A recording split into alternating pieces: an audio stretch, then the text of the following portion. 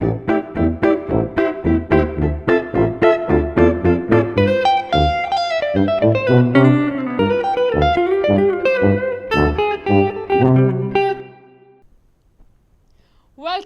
Today we're talking about China's least favorite animal.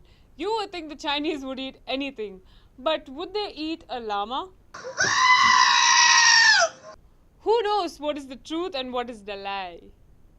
But let's talk a little bit more about China's taste for exotic dishes. The meaty issue is the controversy surrounding His Holiness the Dalai Lama's visit to Arunachal Pradesh. It's been 8 years since Dalai Lama has gone on a stroll in this part of the woods. But why is he visiting Arunachal Pradesh really? We all know that the Dalai Lama has the most number of frequent flyer miles for anyone in exile. He's visited over 40 countries.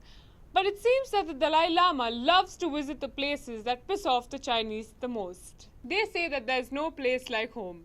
Yeah, try saying that to the Dalai Lama. But he does certainly feel closer to home in these parts. I'm sorry, I don't mean to be insensitive because we all know that he's a lovable person.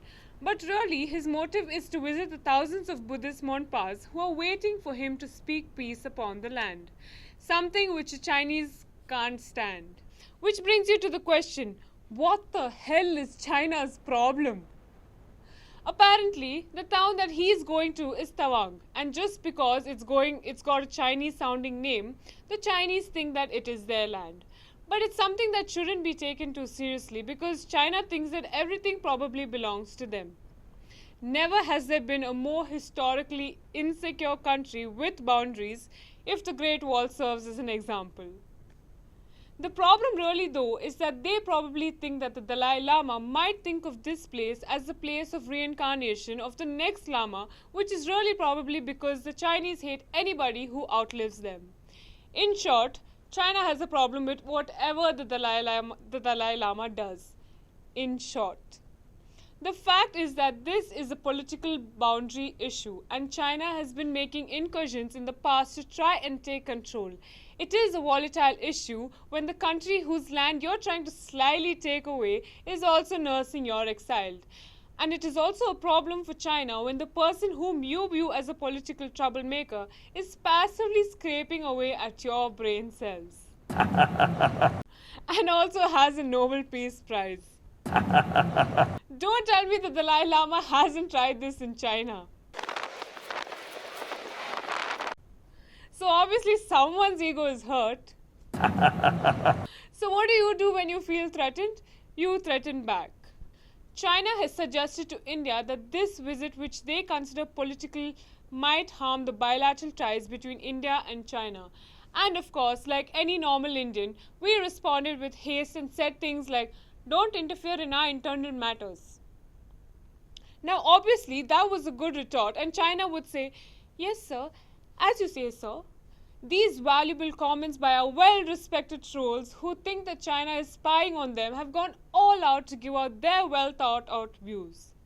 How can they interfere in Indian internal affairs? No one need permission from China to visit India's Arunachal Pradesh.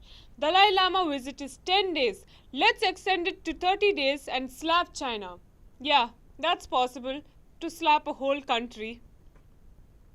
Our citizen, our territory, our wish. Why pay heed to China? Are you stupid? Do you not know the bilateral ties that exist between India and China? I guess you don't. Okay, let's move on.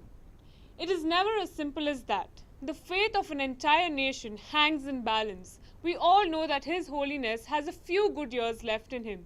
And now the problem is he is not going to reincarnate in Chinese territory, and we all believe him because we obviously don't know how reincarnation works. So no Chinese occupied territory and technically no Tibet. So probably the only place now left is Tawang, the land of the free Tibet. An imaginary concept and a distant dream. Happy Holiness, guys! Now if you'll excuse me, I'm kind of hungry.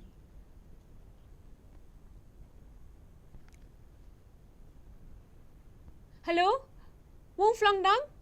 You got any llama fried rice? Hello?